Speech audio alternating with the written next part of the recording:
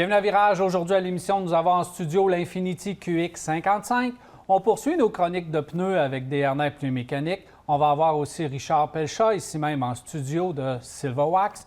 On va répondre à vos questions. On va avoir plusieurs nouvelles de l'industrie. Si vous voulez nous rejoindre, 670-9078, poste 230 ou encore virage@telmag.tv ou via notre Facebook. Jacques, bienvenue. Marc Bouchard, salut. Salut mon cher. Ça va bien? Oui, très bien, merci. En forme? Oui. Bon, messieurs, nous avons en studio l'Infiniti QX55. Marc, tu es arrivé avec ce beau véhicule.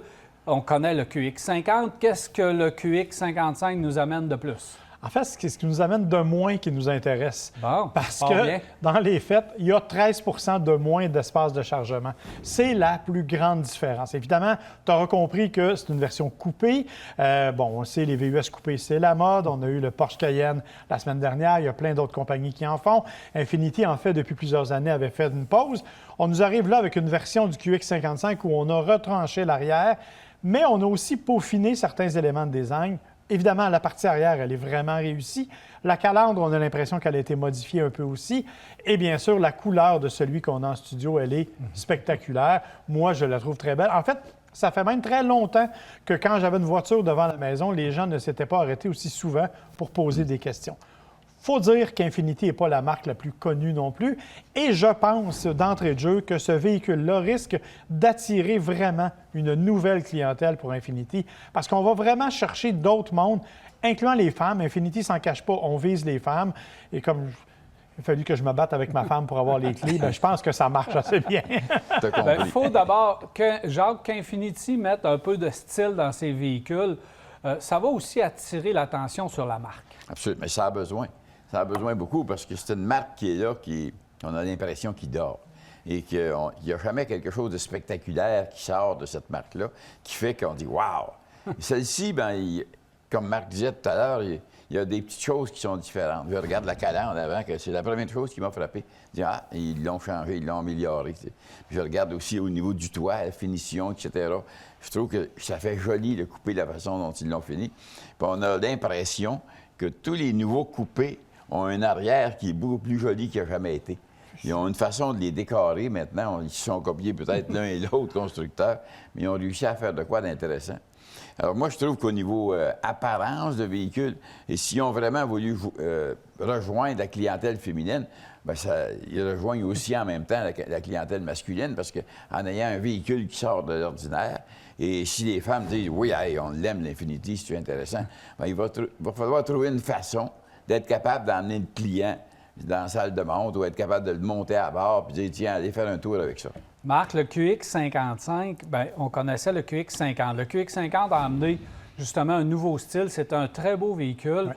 Et il y avait une nouvelle technologie moteur montée à bord. Est-ce qu'on retrouve la même chose? Oui, effectivement. C'est le seul moteur qui est disponible sous le capot du QX55. Donc, c'est le fameux VC 2 litres.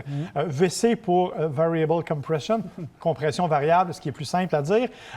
Donc, c'est le premier moteur du genre au monde où on peut varier la compression en roulant littéralement, de façon à avoir une meilleure économie de carburant. Ça a permis d'avoir à peu près 9,3 de moyenne jusqu'à maintenant pour moi, ce qui est vraiment pas négligeable. Le gros bémol, en fait, de ce véhicule-là, c'est la transmission, qui est une CVT, transmission à variation continue, qui, sur le QX50, est loin d'être parfaite. Alors, on va rester poli. On dit que chez Infiniti, qu'on l'a un peu amélioré avec le QX55. J'avoue que c'est vrai. Malgré tout, on a simulé des rapports. J'ai l'impression que parfois, elle travaille un peu trop fort, inutilement. Ça, c'est un peu plate. Quand on la met en mode sport, notamment, on sent qu'elle travaille plus fort pour atteindre le bon régime. Mais pour des gens qui veulent avoir une voiture confortable et agréable, c'est parfait. Ça fait tout à fait le travail. Et c'est ça qu'on a voulu faire du côté d'Infiniti parce que même la direction, honnêtement, elle n'est pas du tout sportive. Elle est très confortable. C'est un peu une grosse doudou, en fait. Donc, on est vraiment là-dedans. On mise sur le confort, on met sur la qualité de finition, on met sur une direction qui ne nous prendra pas par surprise et une transmission qui vient appuyer tout ça, si l'on veut. Donc, ça fait un ensemble très intéressant. Et malgré tout, dynamique, 268 chevaux. Là. Infiniti est reconnu pour sa grande fiabilité, ses faibles coûts d'entretien. Dans les divisions de luxe, C'est assurément avec Lexus dans les plus fiables Définitivement. et dans ceux-là qui coûtent le moins cher à entretenir. Malgré ça, Infiniti a de la misère à se démarquer, a de la misère à attirer la clientèle, même si on est à peu près présent dans tous les secteurs ou dans tous les segments de marché. On arrive dans celui même-là du coupé. Comment est-ce qu'on fait, Jacques, pour réussir à attirer la clientèle chez Infiniti? Je sais pas, ils ont dû, parce qu'ils ont des gens autour d'eux autres qui doivent chercher une affaire incroyable.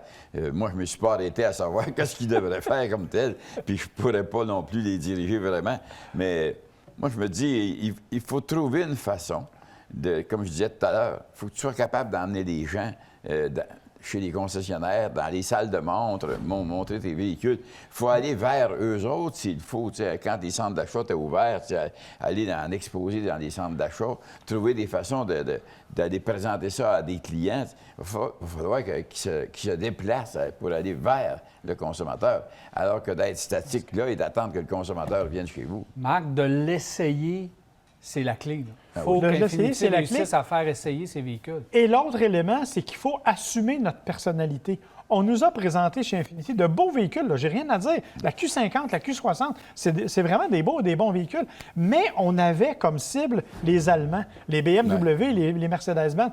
On n'est pas là. On n'est pas dans ce type de personnalité-là. Fait que tant qu'on va vouloir viser cette même clientèle-là, moi, je pense qu'on va se tirer dans le pied. Avec un véhicule comme celui-là, on tire aux côtés. On va vraiment chercher justement des gens qui cherchent autre chose et justement des gens qui, en l'essayant, puis je répète, là, je prends l'exemple de ma femme parce que, objectivement, des voitures, vous le savez, on en essaye entre 50 et 100 par année et souvent, elle les fait avec moi. Et c'est rare que j'ai senti autant d'enthousiasme de sa part pour un véhicule qui n'a pas une conduite sportive, mais dans lequel elle se sent bien.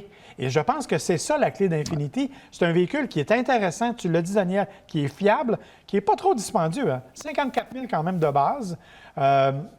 On est tout à fait en compétition avec ce qui se fait. Donc, on est vraiment... C'est là qu'il faut... Il y a quand même un défaut, honnêtement, ce véhicule-là, il faut que j'en parle. C'est l'infodivertissement à double écran, qui est l'ancienne mode d'Infiniti. J'ai très hâte que l'on change. On sait que dans les prochains véhicules, ça devrait changer. Là-dessus, on a gardé ça.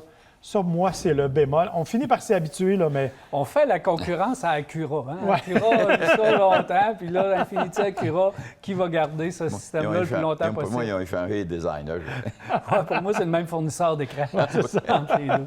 Merci beaucoup, messieurs. Ça fait plaisir. Voilà, au retour de la pause, on se déplace du côté de chez Desharnais Pneus Mécaniques. Restez là.